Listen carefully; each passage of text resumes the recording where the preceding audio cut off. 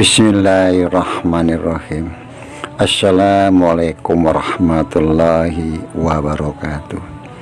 Marilah kita panjatkan puji syukur kita kehadirat Allah Subhanahu wa Ta'ala yang telah memberikan satu kenikmatan keberkahan pada diri kita semua. Juga kita tidak lupa mengucapkan sholawat dan salam kepada junjungan Nabi kita yang mulia, Baginda Nabi Muhammad Sallallahu Alaihi Wasallam beserta keluarga, juga para sahabat dan pengikutnya yang istiqomah. Izinkan Abah untuk mengucapkan banyak-banyak terima kasih kepada saudara-saudara Abah yang telah subscribe, like, comment, share. Karena subscribe itu gratis, mohon dibantu supaya tidak tertinggal konten selanjutnya. Dan Abah selalu mendoakan saudara-saudara Abah dimanapun berada dalam lindungan Allah Subhanahu wa Ta'ala, dimudahkan rezekinya, juga diberikan kesehatan sekeluarga. Hanya Allah lah yang bisa membalas kebaikan saudara. Amin amin ya robbal alamin. Kebenaran datangnya dari Allah Subhanahu wa Ta'ala, kekurangan dan kesalahan tentu datangnya dari Abah, mohon dimaafkan. Untuk konten ini Abah membuat satu judul, apakah manusia pilihan Satria Piningit mengetahui takdirnya? Tentunya ini hanya sebuah cerita sebagai hiburan semata.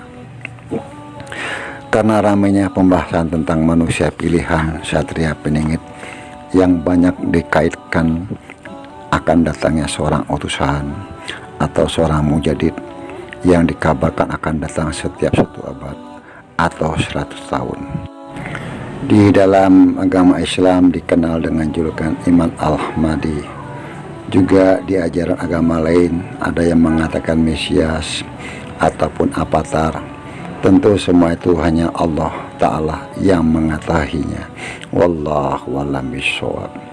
Di sini Abah memohon petunjuk kepada Allah Ta'ala, tentu dengan bertafakur. Apakah sang sosok manusia pilihan yang kita kenal dengan sebutan Satria Piningit, apapun sebutannya, yang sering disebut-sebut satu raga 1000 jiwa dan lain-lainnya, karena beliau seseorang yang terpilih. Tentunya beliau seorang yang sangat istimewa, dikarenakan manusia yang dipilih Allah Ta'ala bukan dipilih oleh manusia. Tentunya banyak hal-hal yang sudah beliau ketahui tentang dirinya, dikarenakan segala sesuatu tentang dirinya sudah dalam ketentuan atau dalam ketetapan Allah Ta'ala.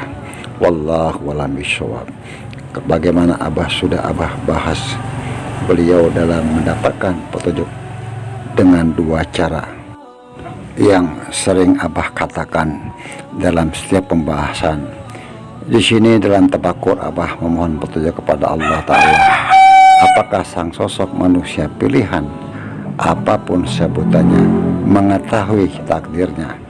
Wallahu a'lam bishawab. Hanya Allah Ta'ala yang mengetahui kebenarannya. Mimpi dan mengetahui hal-hal yang gaib dalam tidur adalah termasuk kegaiban ciptaan Allah Ta'ala.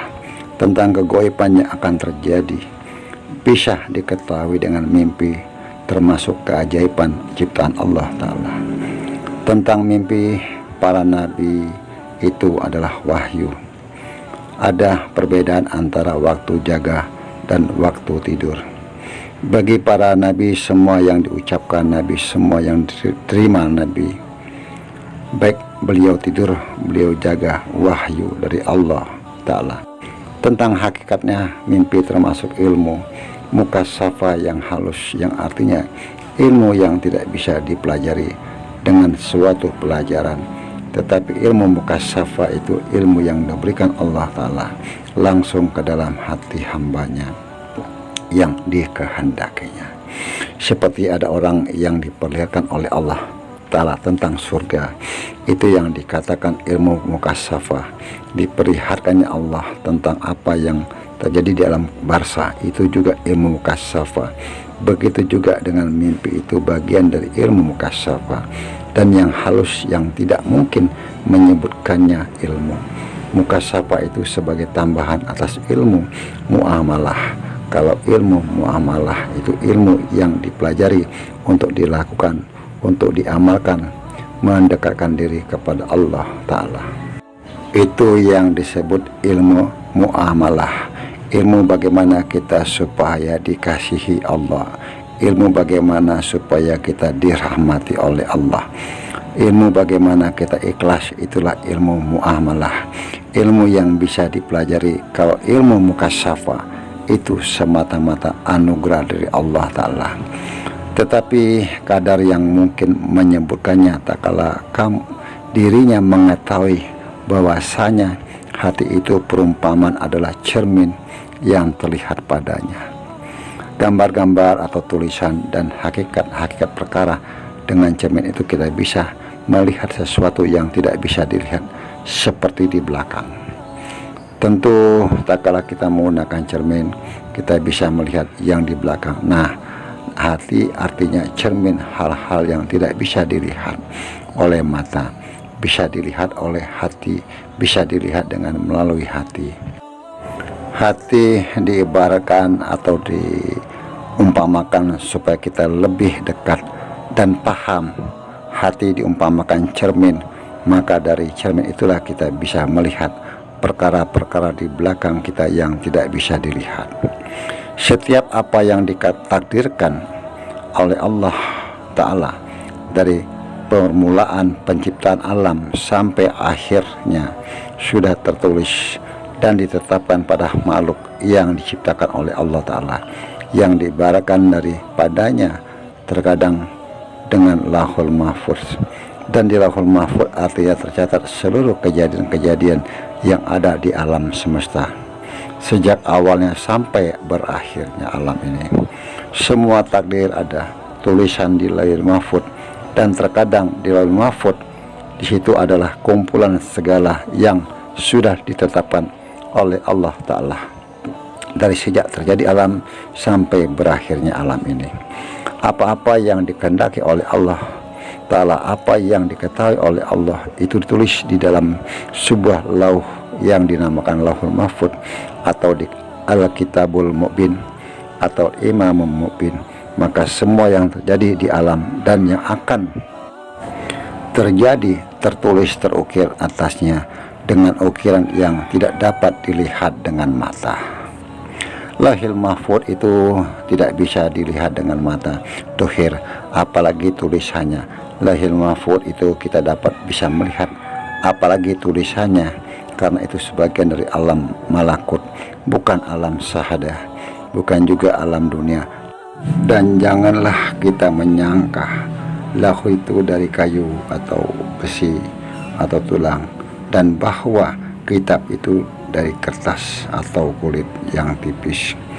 Jangan dikira Lauhul Mahfuz itu kumpulan catatan itu terbuat dari kayu, besi, kaca, dan lain-lain. Jangan dipahamkan seperti itu, tetapi dipahamkan dengan pasti bahwa Lahulullah itu tidak menyerupai lahul makhluk, dan kitab Allah yang tertera dalam Lauhul Mahfuz itu tidak menyerupai kitab makhluk, sebagaimana zatnya Allah dan sifat-sifatnya Allah tidak menyerupai zat makhluk dan sifat-sifatnya. Bahkan tak kalah dicari baginya contoh yang mendekatinya kepada pemahaman bahwa Lauhul Mahfuz itu tidak bisa dilihat dengan mata, tulisannya itu tidak bisa dilihat, kitabnya tidak bisa dilihat. Adanya contoh yang mendekatkan paham kepada kita tetapnya takdir-takdir dalam Lauhul Mahfuz itu menyerupai tetapnya kalimat-kalimat Al-Quran dan huruf-hurufnya dalam otak orang yang hafal Al-Quran. Hatinya sesungguhnya itu tertulis padanya. Orang yang hafal Al-Quran tertulis di hatinya, seolah-olah ketika ia membacanya, ia memandang kepadanya. Orang yang hafal Al-Quran itu atau hafal apa saja, misalnya begitu dia baca, seolah-olah memandang kepada tulisan yang ada di hatinya. Itu ketika membaca alhamdulillahirabbil alamin, seolah-olah tulisan itu ada dalam hati kita. Dia memandang kepadanya. Jikalau kita memeriksa otaknya atau hatinya bagian demi bagian, maka kita tidak akan menyaksikan dari tulisan itu suatu huruf apapun. Diibaratkan orang yang hafal Al-Quran seolah-olah melihat hatinya, huruf-huruf Al-Quran di dalam hatinya dibacanya. Tapi kalau diperiksa dalam hatinya, itu tulisan tidak ada. Tulisan dalam hati itu begitu ia membaca Al-Quran, si hafal Al-Quran ini membaca tulisan di Al-Quran itu dalam hatinya, seperti itulah Lauhul Mahfuz terukir dengan semua apa yang ditakdirkan Allah Ta'ala dan diputuskannya. Jadi Lauhul Mahfuz itu tempat catatan takdir seluruh makhluk dari permulaan alam sampai tutup alam ini. Sekecil apapun yang terjadi di alam ini ada tulisannya di situ. Tidak boleh dibayangkan seperti buku berjilid-jilid atau papan tulis, karena tidak ada serupa dengan kitab kita sebagai makhluk. Mungkin saudara-saudara Abah yang ada di channel Abah bisa memberikan penjelasan atau pemahaman tentang cerita yang sudah Abah uraikan tadi. Dan Abah selalu berpesan, mohon dijaga lisannya. Apapun komentar dari saudara kita dihormati, dihargai. Kebenaran datangnya dari Allah Subhanahu wa Ta'ala. Kekurangan dan kesalahan tentu datangnya dari Abah, mohon dimaafkan. Wallahu a'lam bishawab. Wassalamualaikum warahmatullahi wabarakatuh.